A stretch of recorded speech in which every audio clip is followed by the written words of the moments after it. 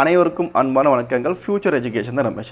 இந்த வீடியோவில் பார்க்க போகிறது நம்ம தமிழ்நாட்டில் டிஎன் மெடிக்கல் ஸ்டேஷனில் வந்து பார்த்திங்கன்னா எம்பிபிஎஸ் பிடிஎஸ்க்கான அந்த ரேங்க் லிஸ்ட் ஆனது வெளியே இருக்குது.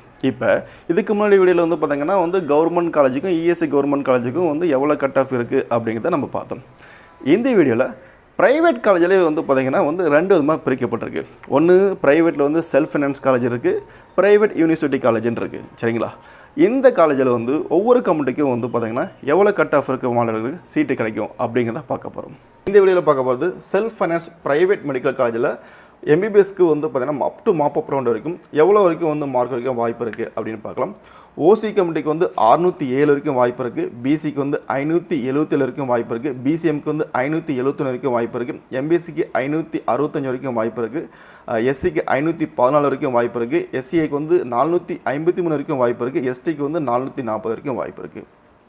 ப்ரைவேட் யூனிவர்சிட்டி மெடிக்கல் காலேஜில் எவ்வளோ வரைக்கும் வாய்ப்பு இருக்குது அப்படின்னு பார்க்கலாம்.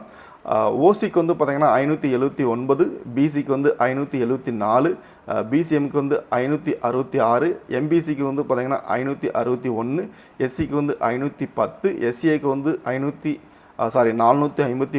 எஸ்டிக்கு 440 வரைக்கும் வாய்ப்பு இருக்குது. சரி, இந்த கட் ஆஃப் மார்க்கை எப்படி நீங்கள் அனலைஸ் பண்ணீங்க அப்படின்னு கேட்டிங்க அப்படின்னா சிம்பிள் திங்க.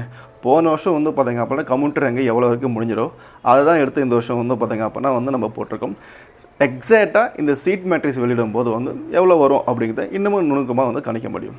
ஒரு சின்ன ரெக்வஸ்ட் உங்கள்கிட்ட கேட்டுக்கிறேங்க.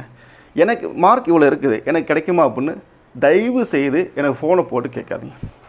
ஏன்னா நமக்கு அனலைஸ் பண்ணி அதை நம்ம ரிசல்ட்டாக வெளியிட்ருக்கோம். அதில் கொஞ்சம் முன்ன பண்ண பார்த்திங்க அப்படின்னா இருக்கலாம், ஒரு 2 to 3 மார்க்ஸ் முன்னே இருக்கலாம், இல்லை பெண்ணாக இருக்கலாம். இவ்வளோ தான் விஷயங்கள் நான் அனலைஸ் பண்ண வரைக்கும்.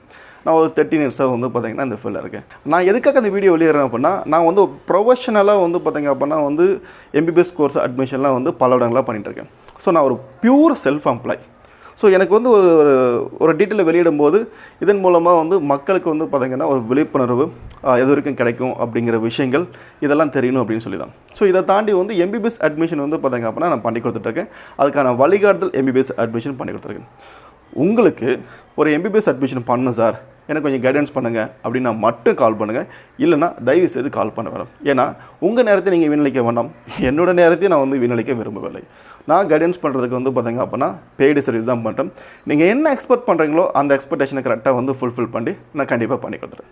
Thank you, all the best.